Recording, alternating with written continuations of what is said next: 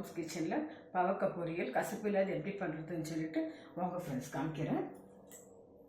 அதுக்கு தேவையான பொருட்கள் பாவக்காய் ஒரு 2 எடுத்து வச்சுருக்குறாங்க.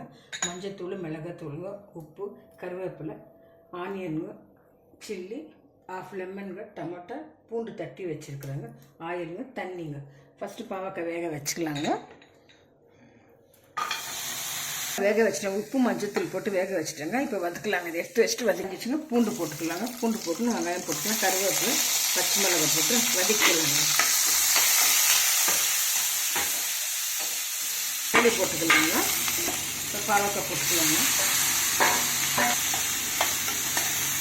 வெல்லம் சொல்ல மறந்துட்டாங்க, வெல்லம் போட்டுக்கலாங்க. கொஞ்சம் லெமன் பிழிஞ்சிக்கலாங்க.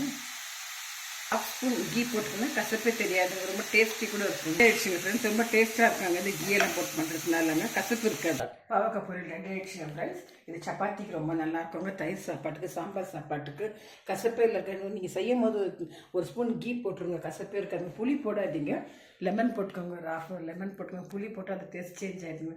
தேங்க்யூ ஃபார் வாட்சிங் ஃப்ரெண்ட்ஸ்.